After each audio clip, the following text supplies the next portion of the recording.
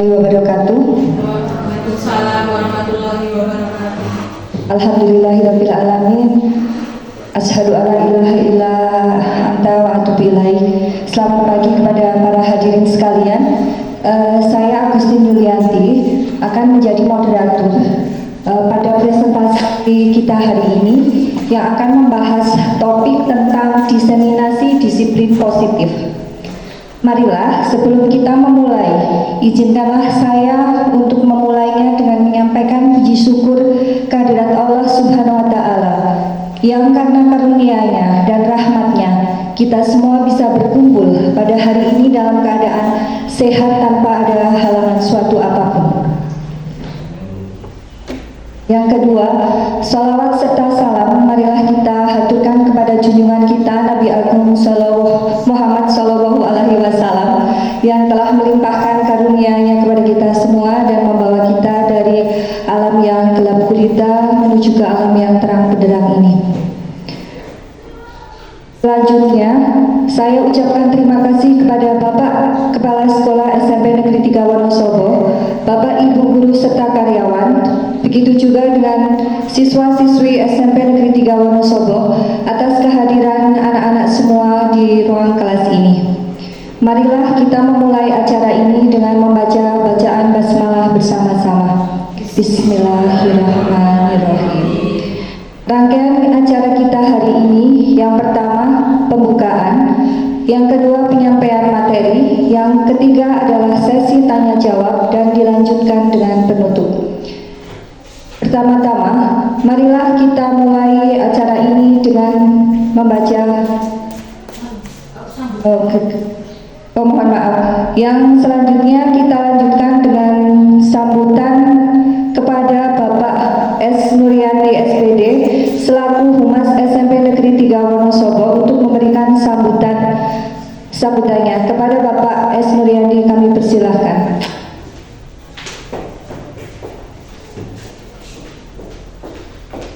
Assalamualaikum warahmatullahi wabarakatuh. Bismillahirrahmanirrahim. Yang saya hormati Ibu Duanti sebagai penyaji, yang saya hormati rekan-rekan Bapak Ibu Guru, dan juga yang saya hormati teman-teman dari BPL, juga siswa yang saya sayangi.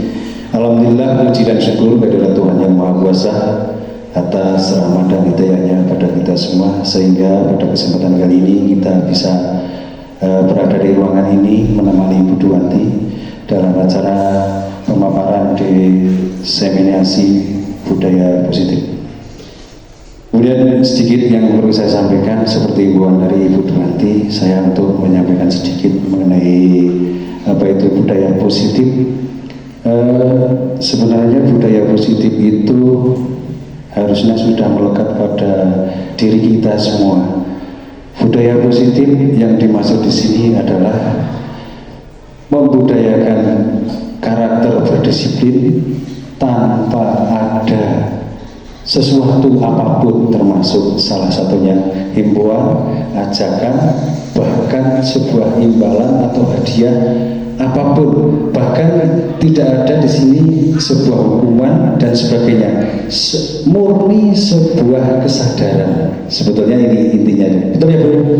Ini dari budaya disiplin positif. Disiplin positif yang seperti apa? Seperti nanti akan dipaparkan oleh Bu Duanti. Disiplin adalah sebuah karakter yang wajib harus kita laksanakan tanpa terkecuali. Maaf Bapak Ibu, mungkin salah satunya disiplin positif itu dalam bahasa ngetrennya, istilahnya tidak pamer, ditujukan secara pamer. Disiplin karena ada pemantau, disiplin karena ada peninjau, disiplin karena ada atasan dan sebagainya. Bukan itu. Disiplin tumbuh dari kesadaran kita masing-masing tanpa ada apapun di belakang atau di depan kita. Itu sedikit yang perlu saya sampaikan mengenai budaya disiplin. Nanti akan dipaparkan oleh Bu Duanti. Mari kita dengarkan bersama-sama. Barangkali nanti ada masukan dan tanggapan bisa nanti kita sampaikan di acara sesi tanya jawab Itu Bu Duanti, sementara itu yang bisa saya sampaikan, kurang lebihnya mohon maaf. Wabillahi taufiq wal hidayah. Wassalamualaikum warahmatullahi wabarakatuh.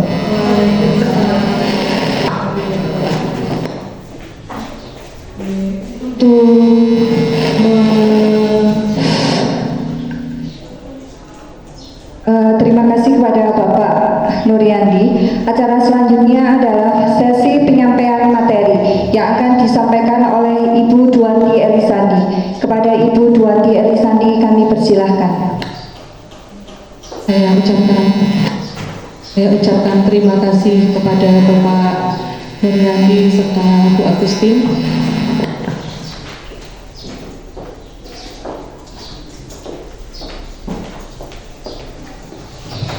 Untuk bisa melemaskan ketegangan yang ada, ini kelihatannya kok serius semua. Mari kita melemaskan apa yang bisa kita lemaskan hari ini.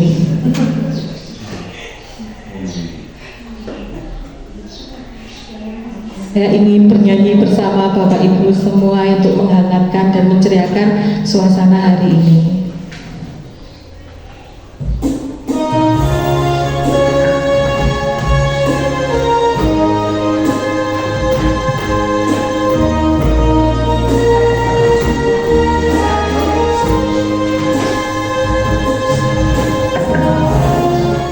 Saya harapkan semua Bapak Ibu berdiri, semua peserta berdiri menyanyi bersama.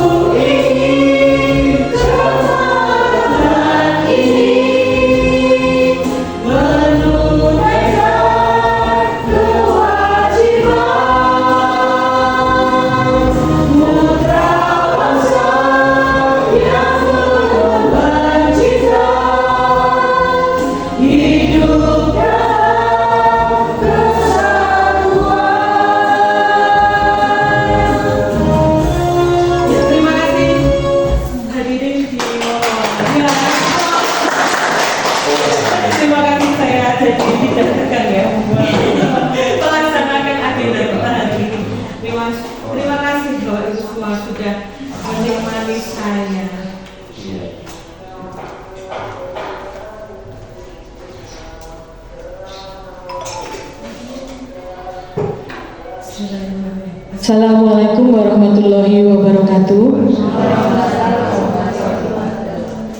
Kenalkan, saya Duanti Elisandi. Izinkan saya kali ini akan mendiseminasikan budaya positif kepada Bapak Ibu serta seluruh warga SMP Negeri 3 semua.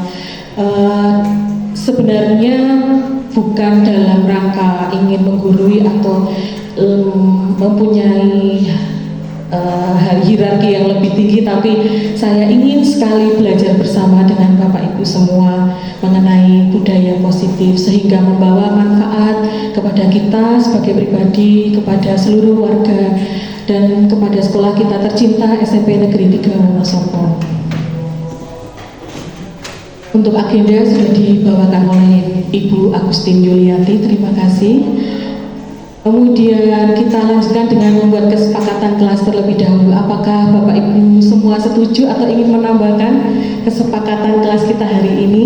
Yang pertama, peserta tertib mengikuti acara. Yang kedua, mengangkat tangan apabila ingin atau ada keperluan. Kemudian yang ketiga, bisa mengangkat tangan apabila hendak bertanya atau ingin menanggapi. Bagaimana Bapak Ibu semua? Apakah setuju? Sepakat? Alhamdulillah. Budaya positif adalah suasana sekolah. Suasana itu sungguh sangat berarti sekali bagi seseorang. Tidak hanya sebuah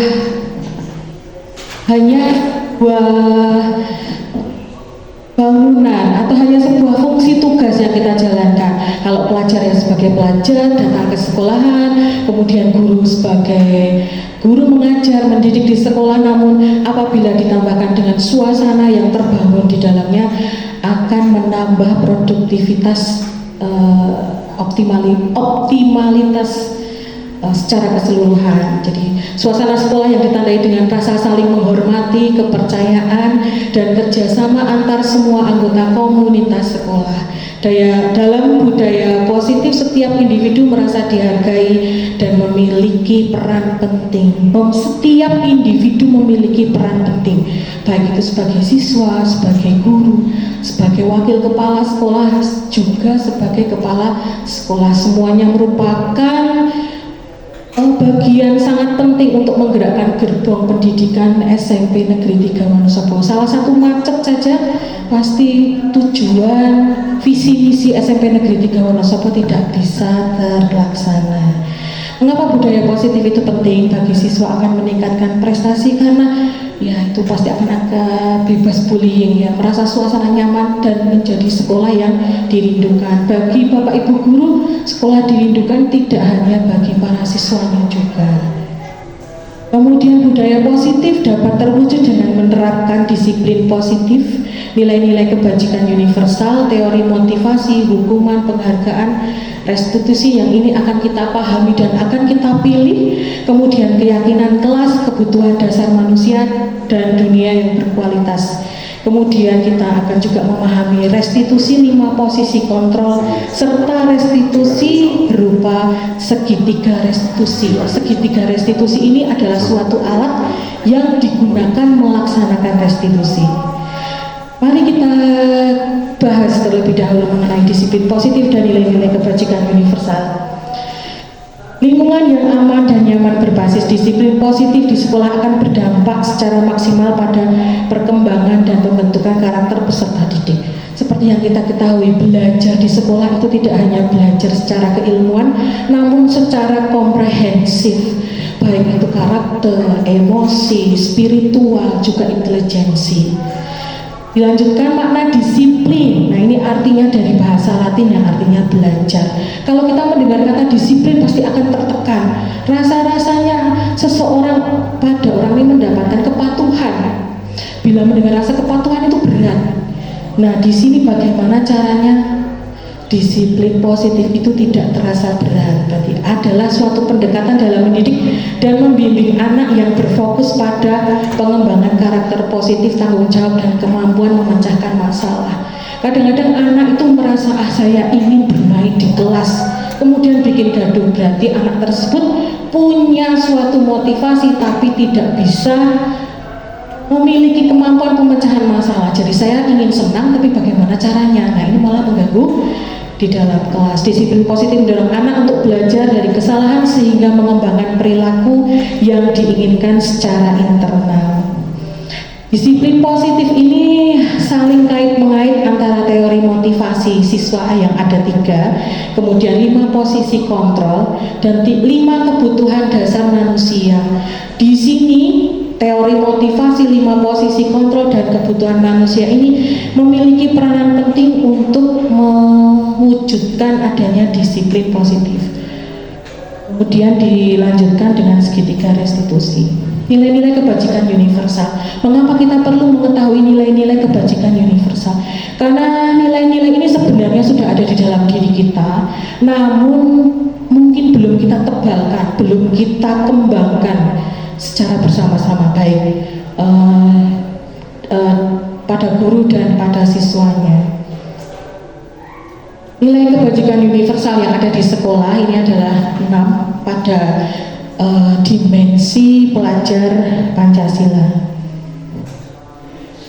Nilai kebajikan universal diyakini seseorang akan memunculkan motivasi intrinsiknya atau motivasi alam bawah sadarnya yang tanpa adanya pengaruh dari luar, maka dia akan dengan semangat menjalankan disiplin positif. Teori motivasi, hukuman, penghargaan, dan restitusi, sehingga nanti bisa kita pilih ya. Setuju atau tidak setuju ya ini? 1, 2, 3, 4. Hukuman di sekolah dapat mendisiplinkan anak. Monggo Bapak Ibu, Mas dan Mbak sekalian, apakah menurut Mbak, Mas, Bapak Ibu semua, hukuman di sekolah itu bisa mendisiplinkan anak? Bisa. Yang tidak setuju? Tidak setuju. Mari nanti ya. Yang kedua, apakah Bapak Ibu setuju pemberian hukuman dengan hal positif seperti membaca, membersihkan halaman sekolah dapat meningkatkan disiplin anak? Apakah Bapak Ibu setuju? Tidak setuju. Kalau bagi siswa, kalau terasa siswa bagaimana ini? Misalkan terlambat atau tidak pikir, kemudian diberi hukuman dengan membaca atau membersihkan halaman sekolah, setuju tidak? Oh, setuju. Setuju Bapak Ibu? Yang ketiga, memberi penghargaan dapat meningkatkan motivasi belajar anak. Nah, kalau dapat menjawab dapat 20.000 dari Bu Duanti, setuju tidak ini? Setuju. Yang nomor 4, membuat anak merasa bersalah memberi dampak lebih ringan dibanding menghukum. Jadi membuat anak terbebani dengan rasa bersalah itu lebih baik daripada saya menghukum anak tersebut. Apakah Bapak Ibu setuju? Tidak. Ini sama buruk atau ada sedikit lebih baik mungkin? Lebih buruk menurut saya. Iya, terima kasih Bapak Ibu semua atas feedbacknya ya. Oke, yang nomor 1, hukuman dapat mendisiplinkan anak. Ini itu zaman saya Bapak Ibu semua. Hukuman dapat mendisiplinkan anak ini sebenarnya tidak efektif. Karena ini akan menimbulkan luka bagi anak. Anak itu tidak sadar kenapa dia melakukan kesalahan. Tidak ada dialog lebih lanjut. Telat push up, nah itu adalah hukuman. Jadinya besok-besok ya akan telat lagi. Anak itu tidak sadar. Jadi alam bawah sadarnya tidak akan memicu bagaimana supaya dia tidak telat lagi. Yang kedua, hukuman dengan hal positif ya. Ini sebenarnya bukan memberi hukuman tapi memberi konsekuensi. Jadi ada kegiatan kemudian ada tanggung jawabnya. Yang ketiga, memberi penghargaan itu tidak efektif. Sebenarnya yang diinginkan itu adalah mereka bisa mencapai optimal tanpa harus adanya penghargaan atau hukuman. Tidak ada rasa takut atau rasa senang, tidak ada rasa takut atau dipuji. Yang keempat, membuat anak merasa bersalah, ini juga buruk. Membuat anak trauma dengan dihukum juga sama buruknya. Jadi yang paling tepat adalah menggunakan restitusi. Terus kali ya, nanti kita akan bahas motivasi apa sih siswa itu di di sekolah biasanya ada 3, yaitu ada menghindari hukuman, wah saya tidak mau telat karena tidak mau dihukum. Kemudian adalah wah saya dapat reward, ini adalah siswa teladan, bukan siswa telatan, siswa teladan. Kemudian ini yang paling bagus adalah motivasi intrinsik dari dalam diri, yaitu untuk menghargai diri sendiri. Merdeka artinya tidak lepas dari perintah, akan tetapi juga cakap untuk memerintah diri sendiri. Jadi merdeka bebas, tapi tidak bisa mengontrol diri untuk melanggar sesuatu yang sudah ada batasannya dengan orang lain. Ya, ini salah. Dihukum oleh penghargaan. Loh, kok dikasih penghargaan kok bisa jadi hukuman bagi seseorang? Ternyata penghargaan yang terlalu banyak itu bisa juga artinya hukuman. Saya setiap semester 100 selalu dapat penghargaan 100 buah. Tapi ternyata pada saat satu saya tidak mendapatkan penghargaan, maka dia akan merasa sedih atau menyesal. Kemudian penghargaan mengurangi ketepatan. Jadi kalau wah ada penghargaan, jadi di sini rasanya deg-degan. Wah saya harus dapat penghargaan. Pokoknya tidak henti-hentinya. Itu akan membuat mengurangi fokus, ketelitian, tidak efektif lah. Saya besok mau dapat penghargaannya, saya mau giat. Besok tidak ada penghargaan, ya saya tidak mau giat. Merusak hubungan, ya ini menyakitkan, cemburu. Kemudian penghargaan menurunkan kualitas dari para siswa semua, mematikan kreativitas. Kok tidak ada penghargaan, saya tidak akan berkreasi, tidak akan melakukan suatu terobosan. Kemudian bagaimana, apa gantinya dari penghargaan? Ini namanya adalah apresiasi. Apresiasi adalah pengakuan secara khusus, pribadi, kemudian kepada semua murid secara konsisten, kemudian fokus pada prosesnya, bukan hanya oh ternyata Atta Maulana dapat 100, pandai, tapi tidak dilihat bagaimana prosesnya. Dilanjutkan, mari kita lihat, ini ada kuis kecil-kecilan. Mari Bapak Ibu, mencatat 100 kali di dalam buku, saya tidak akan terlambat. Ini hukuman atau konsekuensi? Betul sekali, ini adalah hukuman. Lari mengelilingi lapangan basket 2 kali karena terlambat, lari sana, hukuman. Murid diminta untuk push up 15 kali tidak pakai masker, hukuman. Menggantikan kertas tugas teman yang dicoret-coret, wah kamu sudah nyoret, ya konsekuensi. Membersihkan tumpahan air karena tersenggol pada saat belajar, ya konsekuensi. Meminta murid tidak mengenakan sepatu seharian di sekolah karena tidak mengenakan sepatu hitam, disuruh nyeker. Bapak Ibu, bagaimana ini? Hukuman. Lari mengelilingi lapangan basket 2 kali pada saat pelajaran PJOK, ini konsekuensi. Iya, betul sekali. Nah, mari kita lihat bahwa hukuman ini akan membuat dampak negatif. Konsekuensi akan memberikan dampak netral, ya sudah. Restitusi akan memberikan suatu dorongan positif. Karena restitusi sendiri merupakan pilihan, ya. Dia akan mendorong anak, menguatkan anak, membangkitkan kesadaran anak. Nah, apa itu restitusi? Restitusi itu adalah, kalau KBBI artinya, definisinya adalah ganti kerugian atau pembayaran kembali, menyerahkan bagian pembayaran yang masih bersisa. Apa itu restitusi? Restitusi adalah proses menciptakan kondisi bagi murid untuk memperbaiki kesalahan mereka sehingga mereka dapat kembali ke kelompok mereka. Jadi tadinya kan melakukan kesalahan, kemudian kembali ke dalam kelompok dengan karakter yang lebih kuat, dengan kesadaran baru. Restitusi ini dilakukan secara kolaboratif antara guru dan siswa. Jadi guru membantu siswa untuk berestitusi. Kemudian mengajarkan murid untuk mencari solusi atas masalah mereka. Jadi ada dialog.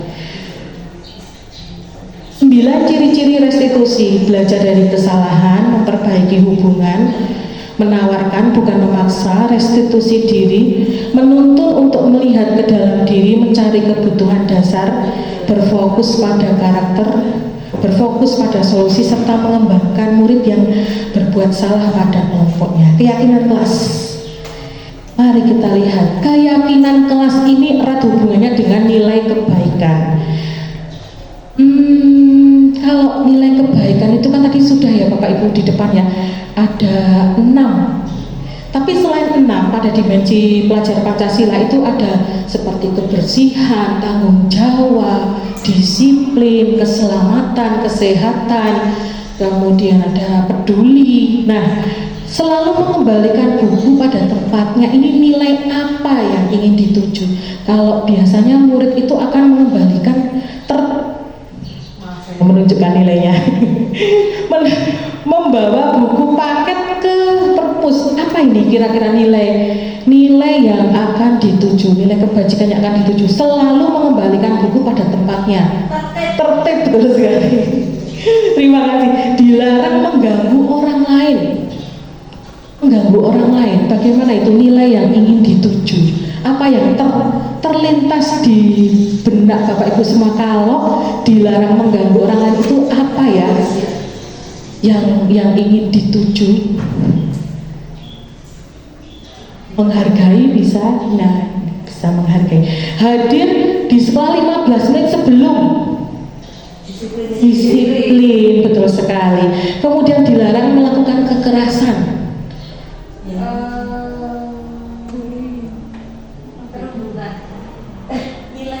Nilainya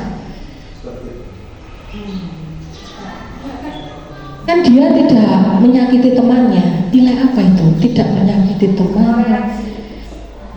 Itu adalah saling menghargai atau cinta kasih. Ya kan, kalau cinta tidak mungkin dibully ya. Oh iya, ya kalau cinta tidak mungkin disakiti ya katanya. Kemudian dilarang menggunakan narkoba. Kenapa kok di sekolah dilarang menggunakan narkoba? Berarti nilai apa yang ingin ditanamkan oleh sekolah? Kalau pakai narkoba kira-kira bagaimana akhirnya? Ya gagal. Ya itu tidak sehat maksudnya. Berarti ini adalah kesehatan. Kemudian bergantian atau menunggu giliran, ya ini tertib.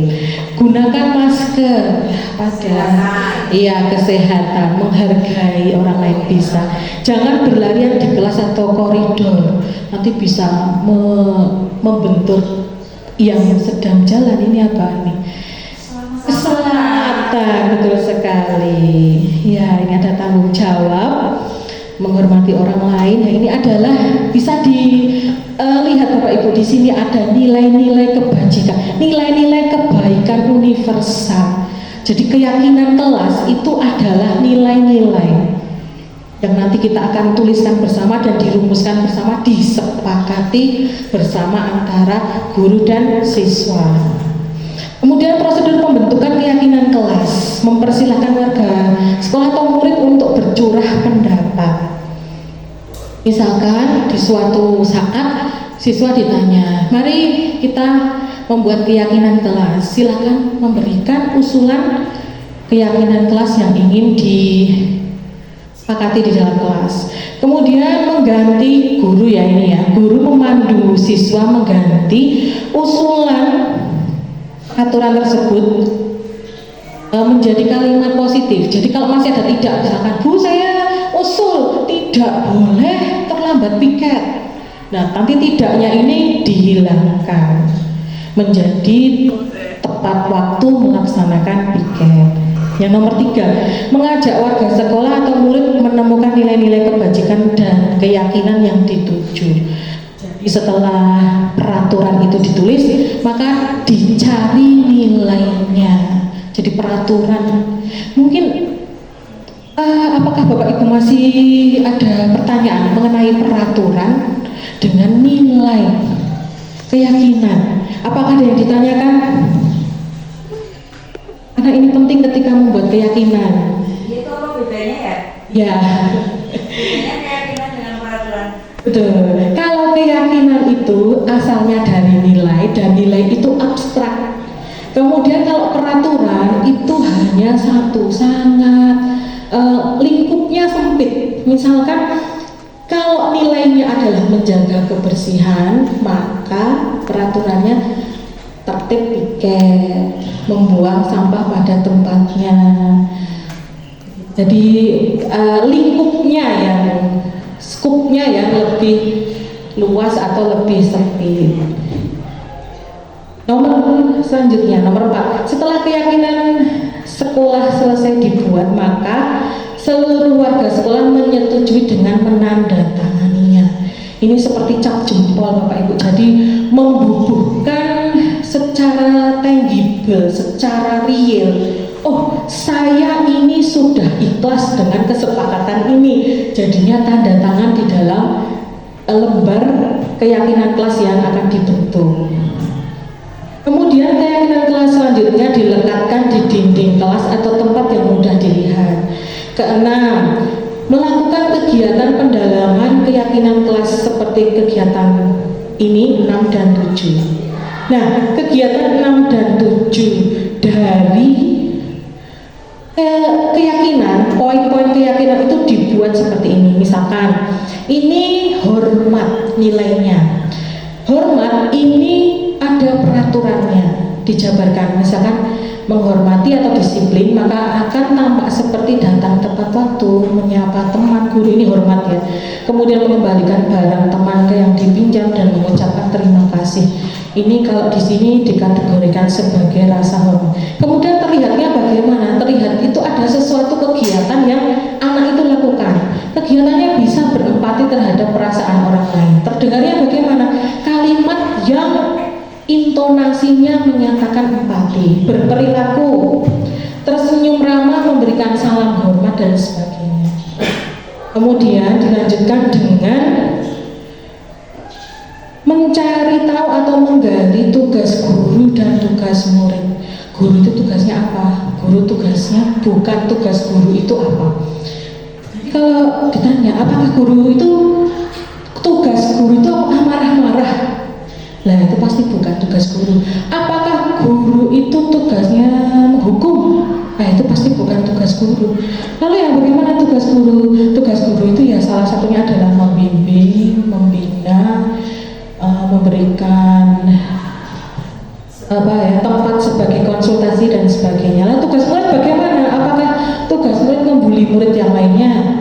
Apakah tugas murid itu terlambat sekolah atau malah membawa hal-hal yang tidak diperbolehkan oleh sekolah? Dan tentunya itu akan digali lebih lanjut bersama guru tentunya ya. Ini akan ada dialog ya, karena ini adalah anak diminta usulan, kemudian menuliskan, kemudian menandatangani. Nah, ini adalah bentuknya. Jadi bentuknya keyakinan kelas itu abstrak. Disiplin, kebersihan, tertib, respect, ya, begitu menghargai, menghormati.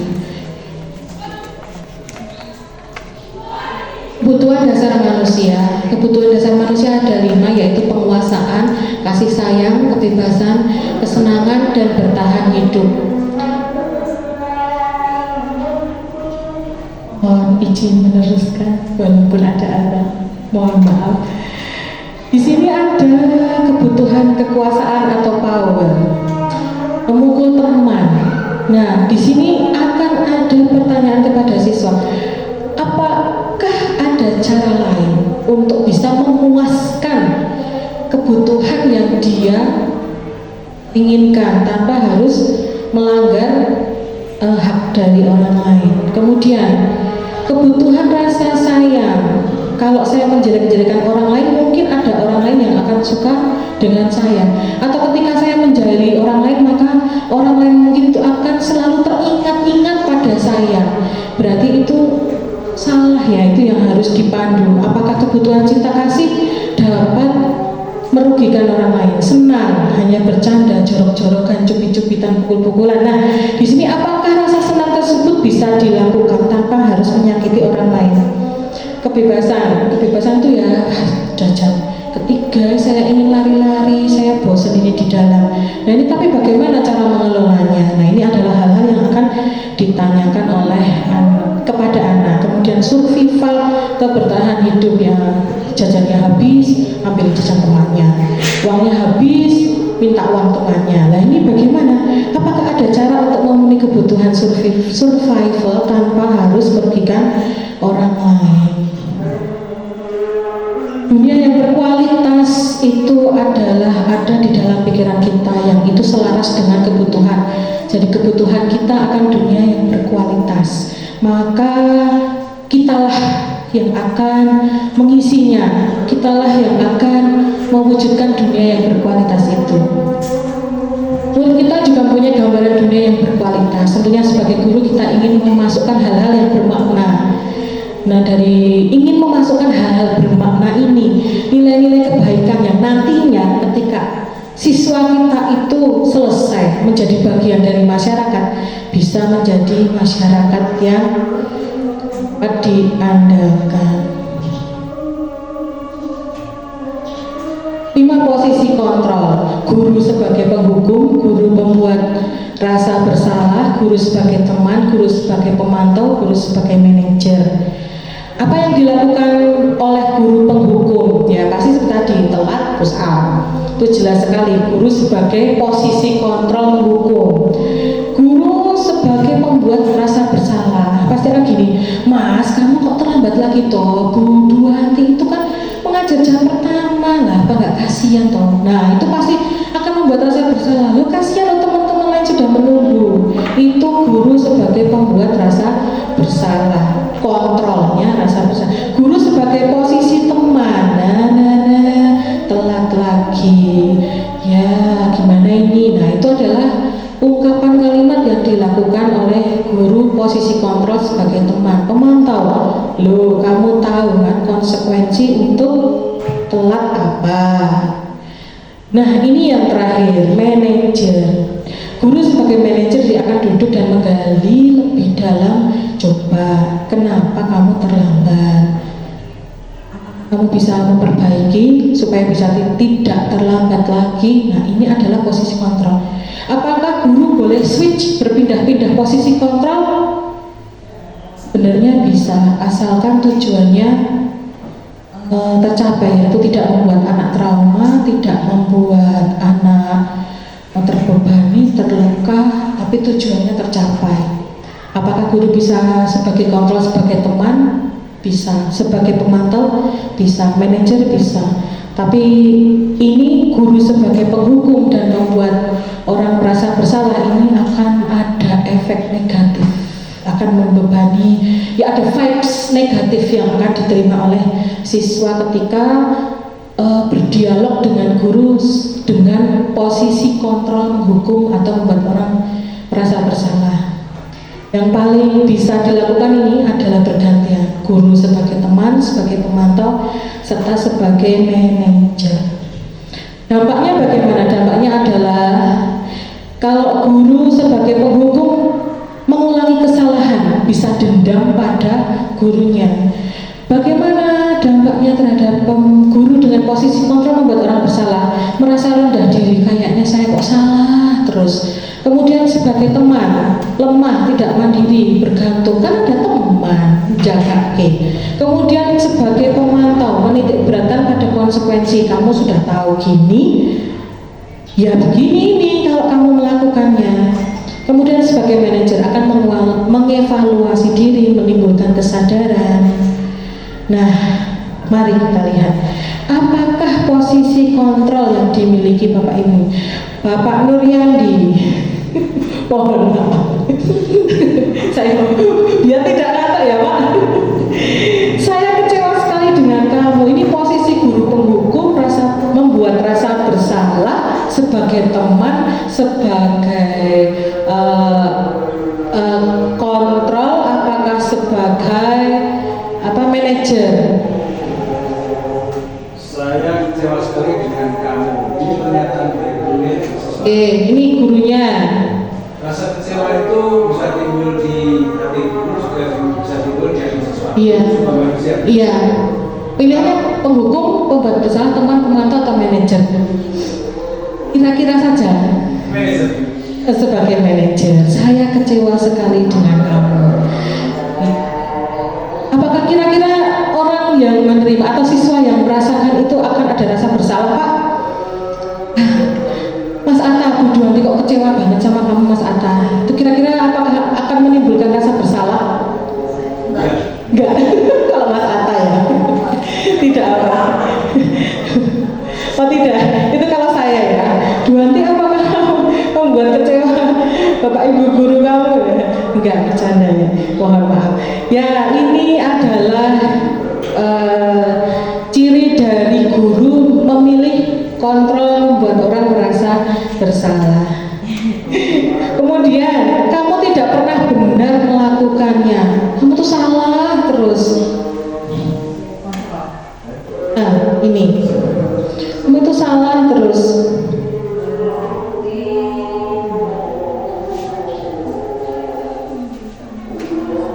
Hukum, pemantau. Ya, biar tidak ngantuk, mari kita lihat saja. Nah, penghukum, Bapak Ibu, kamu tuh salah terus, salah terus. Kemudian, ayolah lakukan demi Bapak dan Ibu guru itu teman. Apakah kamu mau mendapatkan stiker ini pemantau karena hasil dari disiplin ya stiker, hasil dari tidak disiplin tidak dapat stiker, ada konsekuensi ciri-cirinya. Bagaimana kamu bisa menyelesaikan, mencari solusi? Berarti manajer. Kamu selalu yang paling akhir ya penghukum. Kemudian segitiga restitusi. Segitiga restitusi adalah tahapan untuk memudahkan para guru dan orang tua dalam melakukan proses untuk menyiapkan anaknya melakukan restitusi, bernama segitiga restitusi. Segitiga restitusi, kaki yang pertama adalah menstabilkan identitas, kaki yang kedua adalah validasi tindakan yang salah atau validasi kebutuhan, kemudian yang terakhir adalah menanyakan keyakinan. Keyakinan itu adalah nilai-nilai yang sudah dilanggar, itu nilai apa saja, apakah nilai disiplin, apakah nilai ketertiban dan lain sebagainya. Kemudian yang pertama, di sini menstabilkan identitas. Menstabilkan identitas adalah membuat anak tidak merasa lebih trauma ya, karena sudah dipanggil itu tentunya ada rasa takut, ada rasa bersalah. Kemudian memvalidasi kebutuhan. Di sini akan ditanyakan, tentunya kamu punya alasan, menanyakan alasan mengapa hal itu dilakukan. Bertanya lagi, apakah ada cara yang lebih efektif untuk mendapatkan apa yang kamu butuhkan. Kemudian nilai-nilai apa, itu adalah menanyakan keyakinan ya, nilai apa yang sudah dilanggar atau yang telah kita sepakati. Kamu ingin menjadi orang yang seperti apa? Mari kita lihat. Nah, di sini menstabilkan identitas guru. Oh ya, sebelumnya saya ingin di tiga restitusi ini isinya dialog Bapak Ibu. Isinya adalah contoh-contoh dialog yang akan memandu Bapak Ibu berdialog untuk berestitusi. Yang pertama adalah guru berkata, berbuat salah itu hal yang manusiawi. Tidak ada yang manusia yang sempurna. Bapak Ibu juga pernah berbuat salah. Nah, ini adalah kalimat-kalimat yang digunakan untuk menstabilkan identitas. Kemudian untuk memvalidasi kebutuhan, kalimat yang bisa kita ucapkan adalah, kamu bisa kan melakukan hal yang lebih buruk, tapi kamu tidak akan melakukannya. Kamu pasti punya alasan mengapa melakukannya. Kamu boleh tetap menjaga sikap itu, tapi tambahkan sikap yang lain yang baru. Maukah kamu belajar cara lain untuk mendapat apa yang kamu butuhkan? Kemudian anak melihat kesalahannya dihubungkan dengan norma sosial dan nilai-nilai yang mendasari manusia untuk berinteraksi dengan orang lain. Di sini adalah pada posisi menanyakan keyakinan. Guru akan mungkin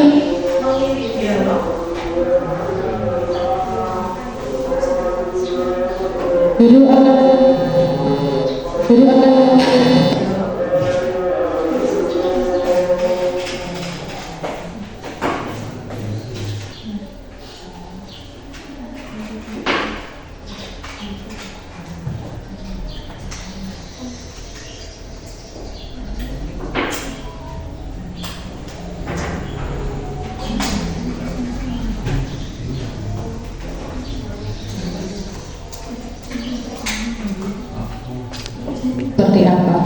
Kamu ingin menjadi anak seperti apa? Apa yang kamu rasakan? Bukan itu. Kamu menjadi orang seperti apa?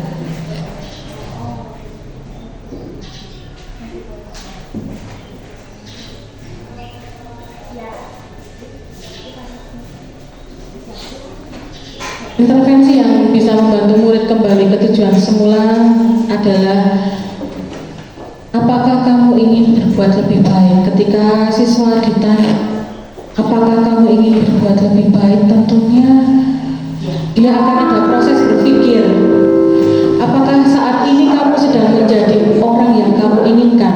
Jadi kalau kamu memukul teman, apakah kamu ini sosok ini yang kamu inginkan sebagai teman? Kan ingin memunculkan ciri-ciri teman di dalam diri teman itu seperti apa? Apakah suka memukul yang lain? Kalau teman apakah seperti itu? Kemudian apakah dapat mengubah perilaku? Jadi dia suka memukul, kasar. Apakah dirinya sendiri bisa apakah dirinya sendiri bisa mempunyai berusaha perbaikan? Apakah wajar untuk membuat kesalahan? Apakah yang kamu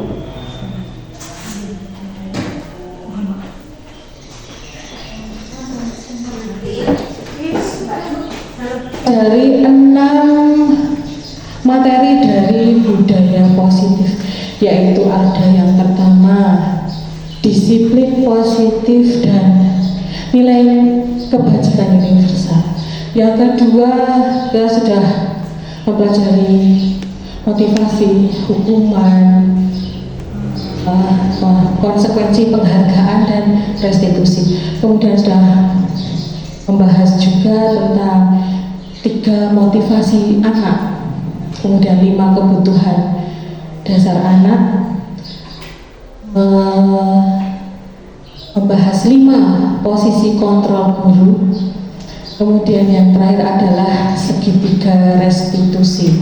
Kesimpulannya adalah secara garis besar 6 materi dalam modul budaya positif ini bertujuan untuk membangun lingkungan belajar yang positif.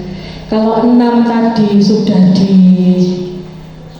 dipahami kemudian dilaksanakan, maka akan terbangun situasi kondusif, lingkungan yang kondusif bagi semua anggota komunitas sekolah. Materi-materi tersebut saling terkait dan berfokus pada pengembangan karakter siswa, guru, dan seluruh warga sekolah.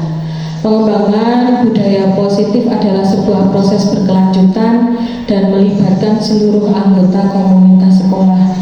Budaya positif tidak hanya berdampak pada prestasi akademik siswa, tetapi juga pada kesejahteraan emosional dan sosial mereka. Nah, sekarang saya ingin mengucapkan terima kasih dan mohon maaf atas kesalahan atau kata yang kurang berkenan ketika saya menyampaikan presentasi kali ini. Kemudian acara yang selanjutnya adalah tanya jawab. Tentunya banyak yang ingin atau ada yang ingin ditanyakan oleh Bapak Ibu mengenai 6 hal yang ada di dalam budaya positif.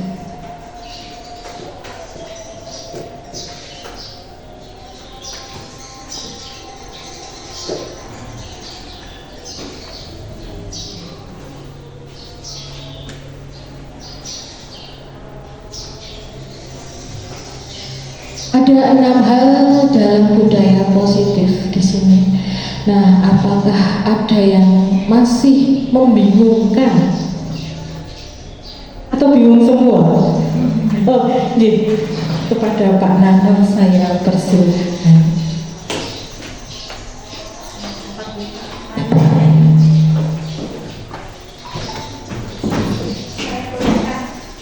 Terima kasih waktunya. Sedikit bertanya untuk pemaparan ataupun penyaji hubungan dengan apa yang sudah diterangkan di atas.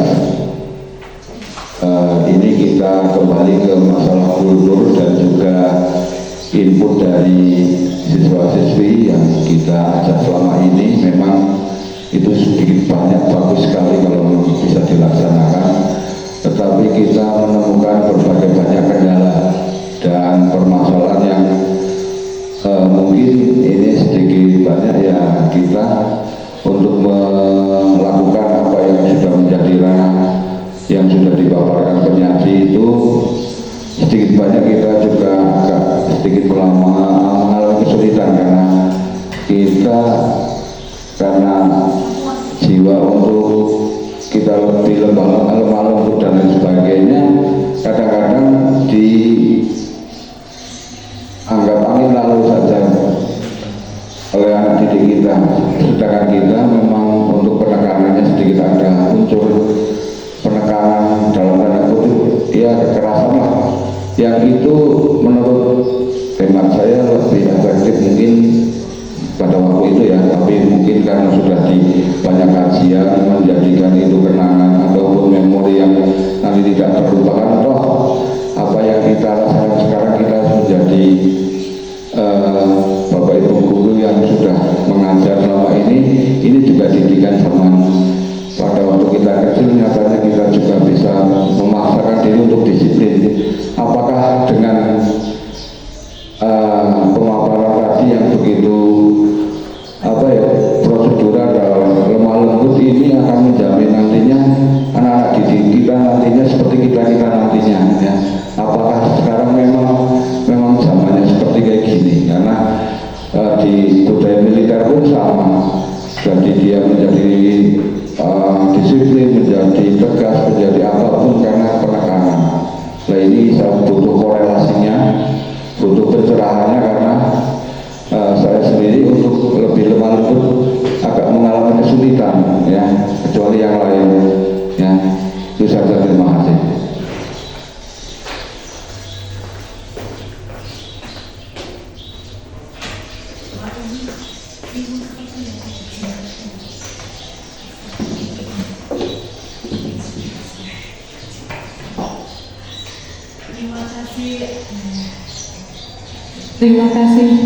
Terima kasih atas pertanyaan dari Pak Las. Ini merupakan pertanyaan yang klasik yang sudah pastinya selalu menjadi kasus berulang dan tidak atau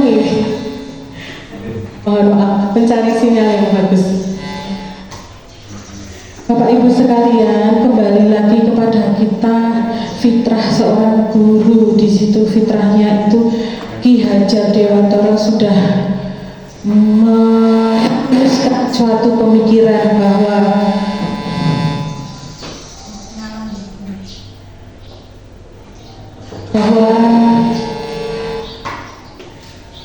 guru itu harus memiliki konsep menuntun dengan ikhlas sesuai kodrat alam dan kodrat zaman siswa. Kodrat alam itu adalah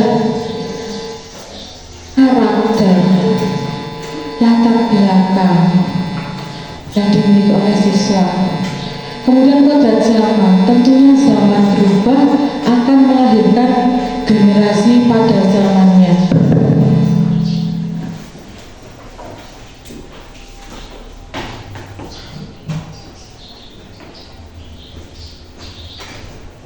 Satu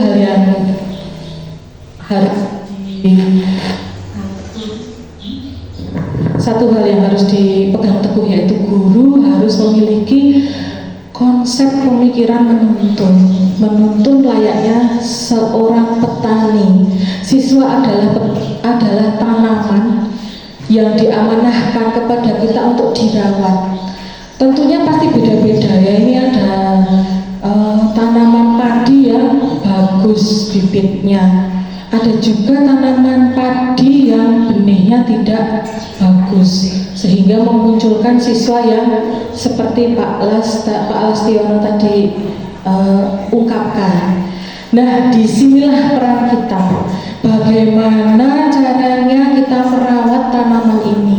Bagaimana caranya merawat siswa-siswa kita ini sesuai dengan zamannya yang sekarang katanya Gen Z dan milenial. Gen milenial itu punya ciri khas yang berbeda dengan generasi kita ala-ala 70 atau ala-ala 80. Dimana di situ akan lebih mandiri, lebih tangguh, lebih disiplin. Itu adalah ciri khas dari generasi 70 dan 80, sangat bisa diandalkan sekali. Dan ini semakin lama ada degradasi atau penurunan, bukan penurunan, yang memang fluktuatif. Generasi melahirkan anak yang sesuai dengan zamannya. Kita harus maklumi, kita harus ikhlas dengan sadar menerima bahwa inilah anak-anak kita. Siapa lagi kalau bukan kita yang akan merawatnya? Kita adalah petaninya, kita diamanahi tanaman ini. Sehingga marilah dengan semangat dari Ki Hajar Dewantara, yaitu menuntun kodrat alam dan kodrat zaman pada anak, sehingga menuju potensi anak yang semaksimalnya dengan selamat dan bahagia. Apabila kita melihat diri kita zaman dahulu dengan pendidikan parenting ala-ala semi militer dengan orang tua kita, tentunya pasti akan teringat ya. Itu lumayan, itu sapu kasur ya. Saya juga pernah ini, lumayan ini sapu kasur, saya masih ingat. Nah ini, tapi ingin memberikan suatu bukan nuansa baru, karena pemikiran Ki Hajar Dewantara ini sudah difikirkan oleh beliau dengan sungguh-sungguh dan seksama, bahwa sesungguhnya inilah tunas-tunas. Mereka belum menjadi pohon dewasa. Inilah tunas-tunas yang, ya inilah mereka, penuh dengan aneka warna karakter, penuh dengan kedinamisannya. Sehingga marilah kita sebagai guru, saya hanya bisa mengajak Bapak Ibu guru semua, termasuk saya, menginsyafi, menyadari bahwa kalau melihat anak seperti itu anak karena punya 5 kebutuhan. Bapak Ibu, aku bosan di kelas. Bapak Ibu, aku pingin main. Bapak Ibu, aku pingin diakui sama anak-anak lain. Loh, aku tuh, kamu takut tuh sama aku? Nah, itu ada power, motivasi power yang anak itu punyai, namun belum dikelola, sehingga dia melanggar batasan. Seperti yang Ki Hajar Dewantara ucapkan, bahwa merdeka sesungguhnya tidak merdeka, tapi adalah kontrol pada diri sendiri. Kontrol penuh pada diri sendiri itu adalah merdeka yang sesungguhnya. Merdeka itu tidak lepas liar seperti kuda, los saja. Itu tadi, semoga walaupun tidak membantu, tapi saya harap bisa membantu. Sekiranya begitulah, karena ini adalah tugas mulia guru selaku pendidik dan pengajar. Semoga berkah barokah. Amin. Bisa sabar ya, merawat tunas-tunas padi kita yang beraneka warna. Terima kasih sekali. Ini merupakan suatu permasalahan klasik yang selalu akan kita hadapi, dan semoga selalu bisa kita selesaikan dengan indah, dengan baik, dengan sukses. Ya. Kemudian pertanyaan lagi mengenai 6 ini. Oh ya, terima kasih. Iya. Oh ya, sebentar. Ada beberapa satu pertanyaan yang ingin saya tanyakan berkaitan dengan disiplin positif yang sudah disampaikan oleh Bu Duanti. Yang ingin saya tanyakan adalah bagaimana strategi disiplin positif yang diterapkan untuk mendukung beberapa siswa atau siswa yang mempunyai kebutuhan khusus di kelas. Mungkin bisa jelaskan bagaimana cara untuk menghadapi atau strateginya untuk siswa yang berkebutuhan khusus ya. Terima kasih. Terima kasih sekali SMP 3 Wonosobo memang menjadi salah satu sekolah tujuan bagi siswa inklusi. Ada ADHD, ada tunagrahita, tunarungu, dan tunanetra sebagian ya, karena glukoma, karena anaknya sakit glukoma sehingga dia kemampuan melihatnya sangat kurang. Terima kasih sekali. Di sini notabene kalau berkebutuhan khusus pastinya ada perilaku yang tidak lazim atau tidak standar. Misalnya tercermin pada anak ADHD. Ini nuwun sewu sebelumnya, mohon maaf yang sebesar-besarnya. Ciri anak berkebutuhan khusus tersebut memang seperti itu. Dan sekolah kita memang membutuhkan sekali guru inklusi, guru yang backgroundnya inklusi ya. Semoga pemerintah bisa segera memberikan solusi ya, karena kita sebagai pendidik hanya diajari bagaimana mengelola, melayani siswa reguler. Tapi kembali lagi, tujuan pendidikan dalam pembukaan Undang-Undang Dasar Negara Republik Indonesia adalah mencerdaskan kehidupan bangsa. Maka kembali lagi, mari kita kobarkan semangat. Satu, strateginya kita kobarkan semangat dulu. Yang kedua, mari kita bikin profil anak berkebutuhan khusus tersebut. Kita asesmen terlebih dahulu, seberapa parah, seberapa ringan anak tersebut. Kemudian kita diskusikan bersama-sama dengan dokter atau tenaga kesehatan yang profesional. Ini dia bisanya apa, kemudian modul ajar yang kita modifikasi untuk mereka itu bisa kita rancang dengan hasil asesmen dari dokter tersebut. Dan apabila ini berkaitan dengan sikap perilaku sehari-hari, pastinya berbeda dengan anak lain. Misalkan anak ADHD, dia perilakunya hiperaktif, dia tidak bisa diam, dia kinestetik, dia tidak fokus. Matanya dia akan dalam 2 detik atau 3 detik akan switch pandangan, akan berganti pandangan. Itu sudah fitrah, sudah Allah sudah memberi seperti itu ya. Ini anak berkebutuhan khusus, ini disebut anak surga Bapak Ibu. Anak surga bagaimana? Anak surga ini oleh Allah memberikan anugerah kepada anak berkebutuhan khusus, pastinya ada hikmah. Ada hikmah. Jadi sebagai guru kita harus berbesar hati, harus berikhlas hati. Kemudian barulah dengan dasar ikhlas itu mari kita bersama-sama mengakses anak, membuat profil anak, apa yang anak butuhkan, kemudian apa yang bisa kita berikan walaupun tidak maksimal karena kita bukan guru sekolah luar biasa. Demikian, semoga membantu walaupun kurang memuaskan, mungkin mohon maaf sekali jawaban dari saya. Ada sesuatu yang bisa ya,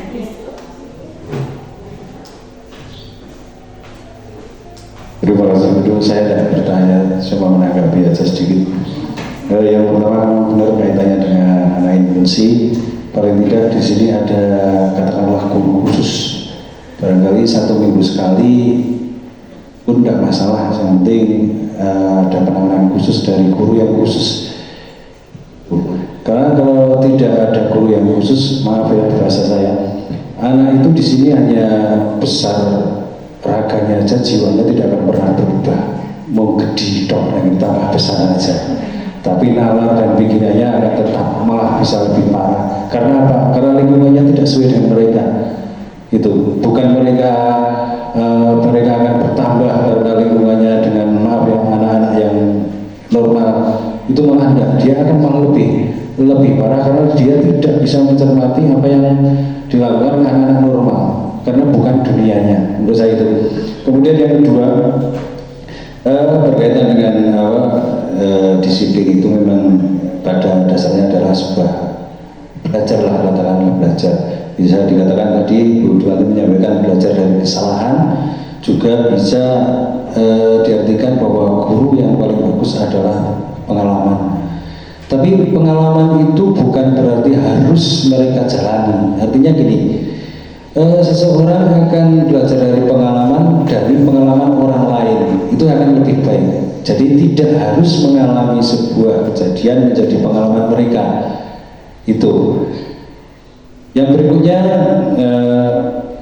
barangkali Bu Duanti yang kaitannya dengan sebuah disiplin, apa yang akan kita berikan pada anak, jangan sampai, kalau menurut saya itu sebuah hukuman itu memang tidak pas. Tadi disampaikan ada push up dan sebagainya, itu memang lebih tepatnya kita ke dunia pendidikan bukan untuk anak, tapi untuk misalnya semi militer itu pas ada sebuah hukuman. Kalau untuk siswa menurut saya kurang pas, dan saya tidak setuju sekali. Misalnya ada anak terlambat suruh muter lapangan, ada anak yang melanggar suruh evaluasi, itu dia akan merubah, pasti dia akan merubah. Itu tidak akan merubah. Kenapa tidak akan merubah? Anak itu otaknya lebih mudah menerima sesuatu yang sifatnya negatif dan akan sulit menerima sesuatu yang sifatnya positif. Itu otak kita, bukan hanya siswa. Instruksi yang akan lebih mudah terima adalah negatif. Contoh begini Bu, saya pernah menerapkan hal ini kepada anak saya. Saya betul-betul mencoba. Anak saya itu saya beri satu instruksi yang sama artinya. Instruksinya gini, Dek, tutup pintu. Kalau nutup pintu jangan keras-keras. Ini adalah instruksi yang negatif. Anak pikirannya di sini adalah keras-keras. Sedangkan instruksi yang kedua, Dek, tutup pintu pelan-pelan. Di sini yang masuk adalah positif, pelan-pelan. Padahal keinginan kita adalah menutup pintu dengan pelan-pelan. Nah, instruksi semacam ini kan sangat penting untuk kita untuk memberikan kepada siswa. Itu menurut saya Bu Duanti.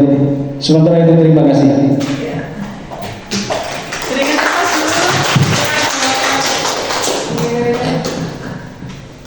Terima kasih kepada Pak Nur, Bu Agustin, tadi sama Pak Lastiono. Terima kasih sekali, saya setuju bahwa memang sudah ada penelitian yang diterima oleh anak itu belakangnya. Jangan nakal. Nah ini anak nakal. Jangan membuang sampah sembarangan, ya, dibuang sembarangan. Maka memang perlu untuk mengganti kalimat negatif menjadi kalimat positif, meniadakan kata-kata tidak atau jangan. Saya setuju dengan Pak Nur bahwa ketika selembar kertas putih diberikan satu titik hitam, maka semuanya akan fokus kepada satu titik hitam itu, melupakan bidang putih yang teramat sangat besar. Berarti memang lebih. Jadi kebaikan seorang guru ya, misalnya 3 tahun itu baik sekali. Ada satu momen di mana guru itu memilih posisi kontrol sebagai penghukum, dia akan teringat selalu. Nah ini menjadi pengalaman bagi saya terutama, dan saya berusaha untuk memperbaikinya. Saya setuju dengan Pak Nur bahwa memang sesuatu yang positif itu membuat sesuatu lebih efektif, ya.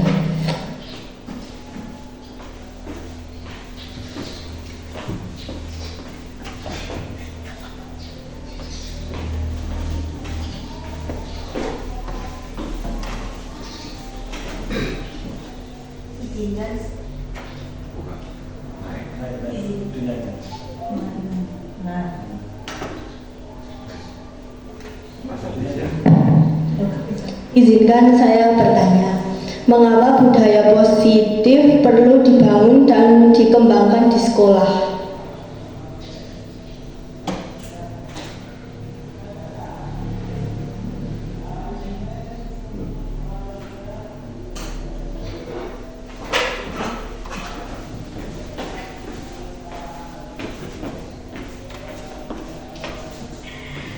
Terima kasih.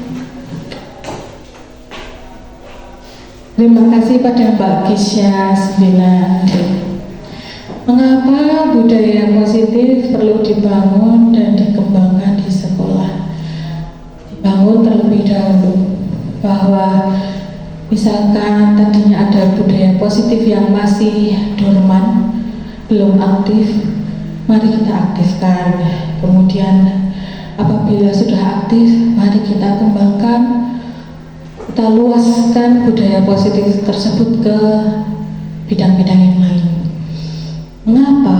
Karena siswa ini tidak hanya terdiri dari raga, kepandaian, tapi juga memiliki karakter, memiliki keinginan, memiliki motivasi, sehingga motivasi, keinginan, kemudian karakter ini apabila tidak dikelola, apabila tidak dipandu dengan baik oleh guru, maka akan bebas liar, menjadi sesuatu yang tidak teratur, tidak tertib, sehingga pada akhirnya akan menuju suatu kegagalan. Misalkan tadi contoh motivasi anak untuk bebas, untuk senang, apakah itu harus diiyakan? Katanya merdeka belajarku, iya. Tentunya tidak ya pastinya. Di sini pasti kembali lagi Ki Hajar Dewantara mengatakan bahwa merdeka itu justru sanggup untuk mengontrol diri. Bagaimana kontrol diri kita? Nah, ini yang harus kita sebagai guru, pihak sekolah, orang tua harus membiasakan, melakukan pembiasaan, melakukan treatment bagaimana supaya anak didik kita, putra-putri kita di rumah itu bisa memiliki budaya positif. Memiliki budaya positif yang salah satunya tadi adalah bisa memiliki disiplin positif. Ini ada, ya itu tadi adalah kontrol, bisa mengontrol, sehingga dengan adanya disiplin maka semua tujuan itu insya Allah bisa tercapai. Ada anak yang pandai, IQ-nya di atas rata-rata, tapi dia bisa gagal di akhir karena dia tidak memiliki disiplin yang bagus. Ada juga siswa dengan ya biasa-biasa saja, dukungan dari orang tua biasa-biasa saja, tapi dia bisa berhasil karena tadi bahwa yang namanya budaya positif itu kolaborasi, tidak bisa dilakukan sendirian. Mengelola satu anak itu membutuhkan satu negara.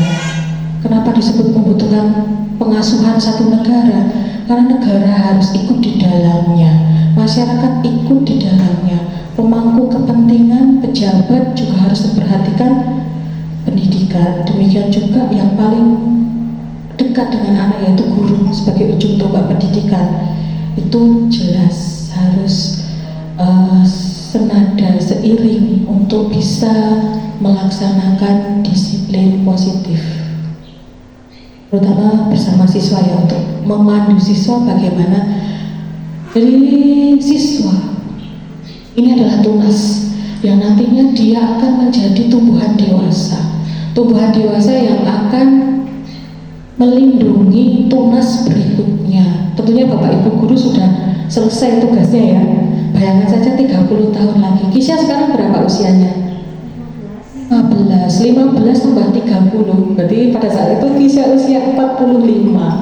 Saat itulah di rentang usia 30 sampai 45 Kisya menjadi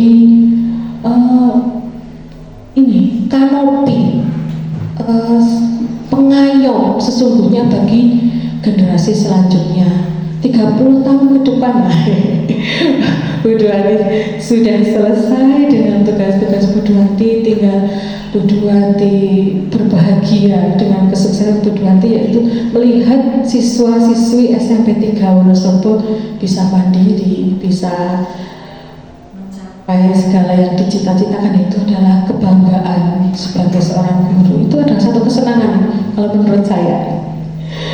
Guru itu memarahi sebenarnya aslinya karena ingin siswanya baik. Nah, tapi memarahi itu marilah kita ganti ya dengan treatment yang lain, sehingga bagaimana bisa kita berdialog dengan anak, bisa dekat dengan anak, dan bisa membuat anak itu sadar budaya positif, dengan sadar bisa memahami ini kesalahan saya tidak akan melakukannya kembali. Dan seperti yang Pak Nur tadi katakan, bahwa tidak harus kita sendiri yang mengalami pengalaman pahit, karena pengalaman itu biasanya dibayar dengan mahal. Kita cukup melihat dari pengalaman yang lain, kemudian mengambil hikmah saja. Apakah ada pertanyaan lain? Mohon aplausnya untuk Mbak Kisha.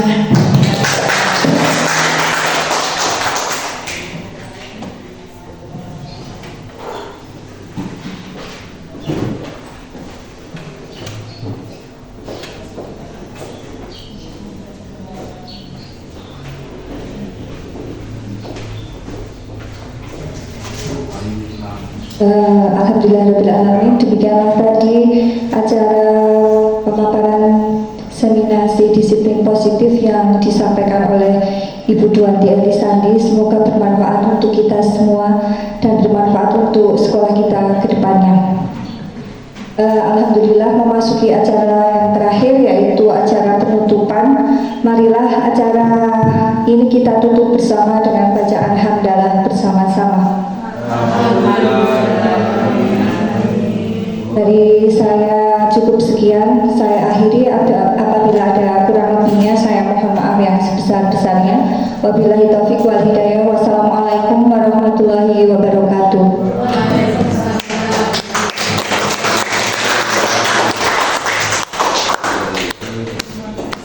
Foto dulu, Mbak.